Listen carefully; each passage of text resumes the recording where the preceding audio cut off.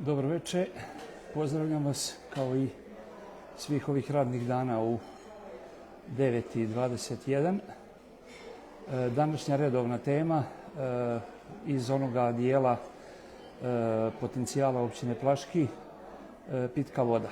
Međutim, nije tema opskrba stanovništva, nije tema Dretulja i Vrnjika što sam obradio u pojedinačnim video zapisima u prošlim danima. Znači, danas je tema kapaciteti proizvodni na teritoriji općine Plaški koji su već imali koncesije na 10 i 20 godina, ali su nažalost u dva navrata započeti i nisu došli do cilja.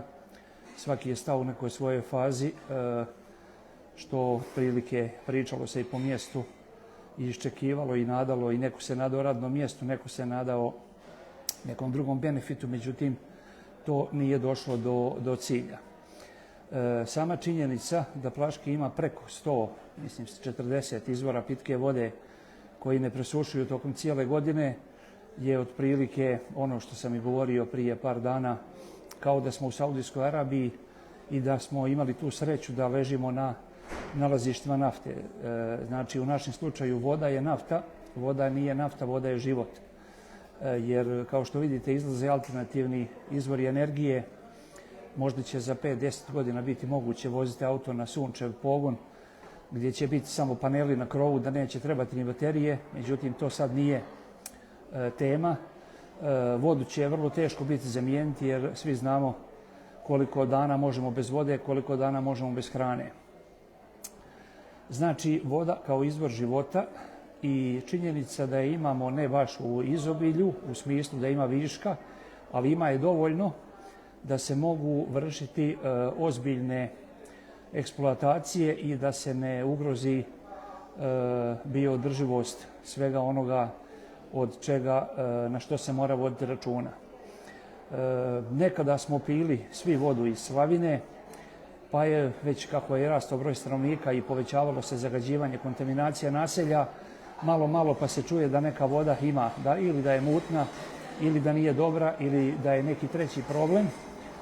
Znači, sve više ljudi je prinuđeno da kupuje vodu u supermarketima, pogotovo ljudi koji dolaze iz drugih zemalja, jer negdje je voda čak i dobra, pitka, domaća, lokalna, ali ne mora biti stranac, može biti čovjek koji dolazi iz Slavonije.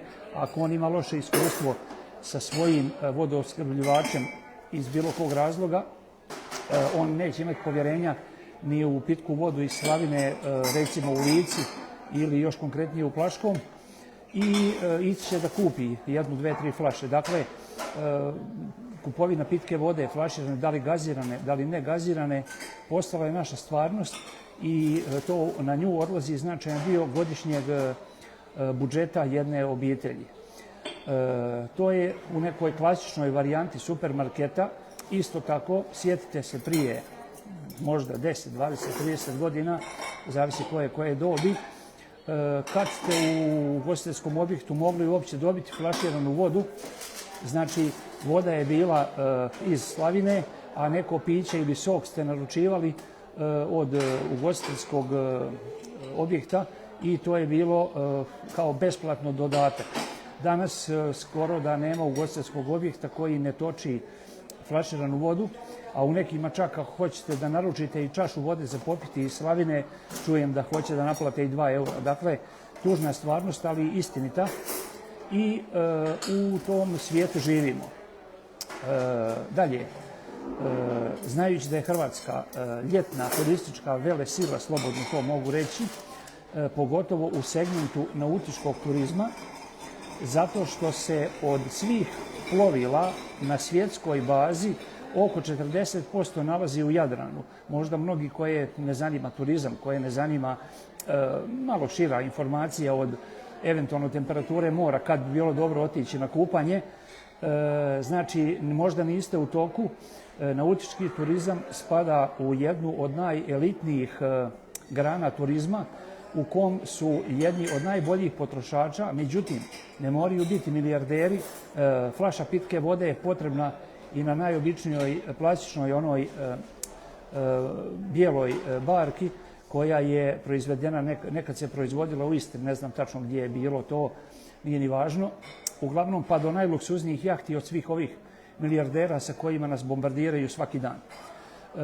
Neka je procjena da bi se u Hrvatskoj, odnosno ne da bi se, da se već sad troši oko 10 miliona litara flaširane vode samo za manja plovila i srednje klase, a ukupan neki mogući obim potrošnje ide čak do 30 miliona litara u toku jedne sezone koja se otprilike računa nekih 6 mjeseci, 180 dana.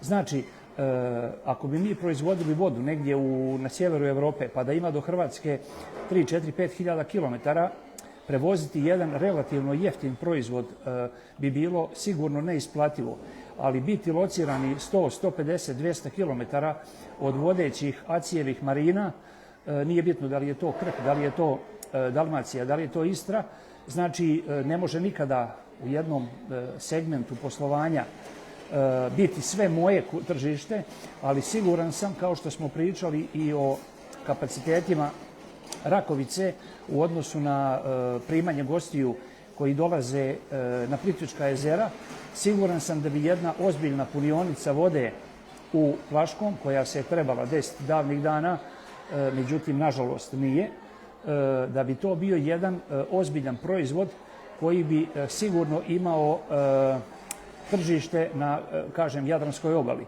Međutim, ako bi potrošači bili zadovoljni, uglavnom čisto sumnjam da će neko doći sa jahtom na Jadran koju tu drži cijele godine ili je preko zime odvozi u neko drugo zimovalište. Ako bi bio zadovoljan sa tom vodom, možda je on baš vlasnik supermarketa negdje u srednjoj Europi i da kaže želim od vas svakog tjedna 3 šlepera te iste vode jer sam sa njom bio zadovoljan u toku mog godišnjeg odmora. Dakle, kako bih rekao, sve počinje velikim slovom A. Dok ne uđemo u jednu temu, mi nemamo sve ideje što se sve može dešavati u pozitivnom ako se pokrene posao. Dodat ću i ovo.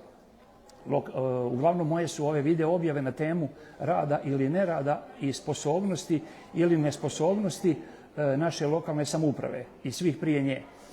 Znači, nije posao općine, ni županije, ni države da se bavi biznisom. To je posao za poduzetnike, veće, manje, srednje, ali oni traže prostor gdje se nešto realno može raditi i tu lokalna samouprava ima ključnu ulogu ako postoje zemljišta koja su pogodna za takvu namjenu, da ih se unaprijed označi, rezervira i na njima napravi neka mini studija izvodljivosti kad vam i dođe netko na razgovor da mu možete iz ormara izvaditi ili iz kompjutera u jednoj sekundi PDF na kom stoje ovo što pričam, 10 nekih listova kao neki mali katalog, se jako malo podataka, ali da pokažete potencijalnom investitoru da ste vi razmišljali o nečemu i da ste mu napravili neku pripremu da bi on na osnovu toga mogao krenuti dalje, da na svoj način istražuje i kreira mogući poslovni poduhvat, u ovome slučaju punionicu vode. Onoga trenutka kad bi jedna punionica vode krenula sa radom, znači imate liniju za ispumpavanje, prečišćavanje, flaširanje, liniju za proizvodnju PET ambalaže, sve to ide pod istim krovom i sa relativno malo radnika, nema tu posla za 500 ljudi da ne bi bilo zablude, takvi pogoni rade sa možda do 20 ljudi u vrh glave ako se radi u 2 smjene, što tehničko, što komercijalno, što tekuće opsluživanje. Znači taj isti prodajni proizvodni prostor bi vrlo jednostavno mogao sebi pripojiti i liniju za proizvodnju i punjenje sokova, jer znate kako se sokovi rade na osnovi nekih baza koje se dodaju u flašicu vode. Tako da mislim da ova tema zaslužuje pažnju i da je jedan od naših potencijala, isto kao što prodaju se i odvoze trupci u oblovini sa nešto malo pilana koje postoje na našem području, znači nemamo čak ni sušare za sušenje drva, kamoli neku blanjavicu ili hoblaricu ili šta već za neku proizvodnju poluproizvoda.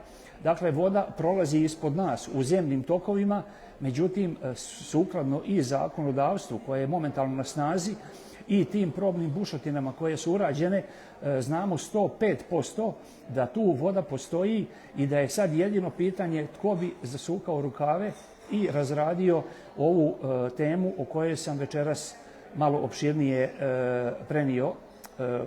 Zašto bi bilo dobro da se to radi i kome bi se ta voda između svih ostalih supermarketa na domaćem tržištu mogla ponuditi, znači nautičkom turizmu.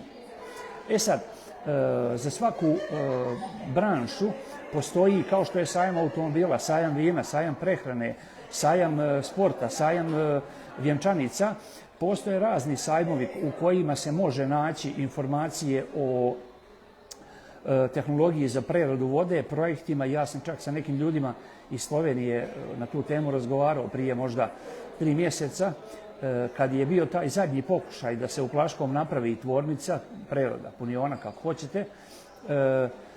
Jedan moj stari partner s kojim sam radio prije 20 godina iz vremena kad sam se bavio ugostiteljskom opremom profesionalnom, dotakli smo temu Plaški, pa kaže ja sam imao iz Italije neke upite od nekih proizvođača koji su bili čuli za tu najavu te investicije, ali kaže nikad se to nešto nije dalje razradilo. Znači, svijet je mali. Kad poznajete jednog čovjeka možete doći u 3-4 koraka do bilo koga na kugli zemaljskoj. Međutim, i da ne poznajemo nikoga, kažem, postoji danas internet. Vi ako na 5 ključnih riječi na Google napišete proizvođači tehnologije punionice vode, možda i na hrvatskom, na engleskom, nema veze, izaći će vam rezultati i onda jedan po jedan da se vidi od prvih 10 ili 20 gdje su po lokaciji, što su im reference, kome su napravili liniju. I ako čujete da je netko napravio liniju, ne znam, u Krškom, u Jajcu i možda negdje oko Sinja, sjedne se u auto, ode se na teren, zamoli se domaćine da nas prime, pokažu nam otprilike što ima, najvjerovatnije nas odvedu na ručak i dobijemo informaciju i tko im je radio i kad im je radio i koliko je taj cijela proces trajao i približno koliko su platili. Znači, na taj način možda čak netko od njih može biti investitor ako se pojavi netko sa lokala tko bi čovjeku ili nekoj firmi dao do znanja da kod nas postoji, znači, resurs, međutim da vidimo kako bi ga se moglo koristiti. Navodio sam u najavi ovog večerašnjeg videa da je najprestižniji sajam u Minhenu, on je svake 2 godine, znači 2026. će biti sljedeće izdanje negdje u 5. mjesecu, međutim nije nužno da bude taj, ima tu i Kineza, ima tu i Brazila, Italijani su dosta moćni, gore Holandija je također, jer imaju i jaku industriju za proizvodnju i za pivarstvo. Znači, to su otprilike neke smjernice zašto ja mislim, pa pomalo i tvrdim, da je to jedan apsolutno održiv posao, samo je pitanje koliko se na domaćem terenu taj neki tim koji sebi uzima za hrabrost ili za pravo i donosi odluku da želi biti neki lokalni kolovođa, bi trebao, znači, na taj način pokušati pronaći strateškog partnera ili put do realizacije investicije koja je u ovome slučaju, dakle, punjenje i prodaja flaširane pitke vode. Mislim da sam sa ovim što sam do sad iznio dao dovoljno, ne bih želio dalje da vam u bilo kom pogledu uzimam vrijeme. Tema je obrađena, završavamo je u ovome trenutku i sutra ćemo nastaviti u redovno vrijeme po programu koji sam najavio i hvala svima koji gledate, hvala svima koji dijelite, hvala svima koji komentirate. Jedino i molba i napomena. U ovome i mom jučerašnjem prvom obraćanju u 5 do 8 krenuli su hejteri u prve 2 minute da, opet kažem, prozivaju i propituju što ja to radim. Pa ljudi moji, ako hoćete dati komentar o jednoj knjizi ili o jednom video snimku, morate ga saslušati do kraja i onda donesete odluku kojim ćete intenzitetom ići u pljuvanje ili u pohvalu. Znači, reći da je nešto glupo u 2 minuti, a uopće ne zna što ćeš čuti u 27. je jednostavno čak nije vrijedno ni pažnje, ali evo da skrenem pažnju i da zamolim Svaki konstruktivan komentar, svaka kritika, svako osporavanje je zapravo komunikacija na temu. Nisam ja svetac i nisam ja Bogom dan i nisam ja popio pamet cijelog svijeta. Ja dajem temu i želim da čujem tko će mi dati argumente kako je ta tema osrednje dobra, jako dobra ili totalno promašena i navedite zašto je dobra i zašto je promašena. Još jedan detalj, odnosno sad već nema veze sa pričom, ali ima veze sa iskustvom životnim. Jedan vrhunski menadžer kad je imao komunikaciju sa svojim saradnicima, znači ljudima ispod njega u prvom nivou koji mu vode neke odjele, kad mu oni prijave da imaju problem i kad mu se najavljuju da žele da ih on primi, da razgovaraju o problemu, oni im je odgovaraju na sljedeći način. Dobro je što imate problem, možemo se vidjeti sutra u 10 kod mene u mojoj kancelariji, u mom uredu, međutim, molim vas, dođite sa 3 rješenja kako biste vi pokušali riješiti taj problem, a ne da čekate da vam ja riješim problem. Znači, onda ćemo skupa razgovarati o vašim rješenjima, vaša 3 rješenja plus moja 3 ili moje 1, pa ćemo zajedno da biramo koje je najbolje. Znači, nitko nikome nije sjeo da mora biti po nečijem, ali ako postoji zdrava komunikacija, u tom trenutku će doći do zdravih ideja koje se mogu realizirati i doći do zdravih realizacija, doći do napretka, da budemo prepoznatljivi kao jedan od najboljih centara pitke vode u Hrvatskoj i ako je moguće šire. Hvala vam za vrijeme, laka vam noć i sutra u 9:21, tko bude mogao, ja se nadam da neću zakasniti i da će sve biti kao i svih ovih dana. Laka vam noć.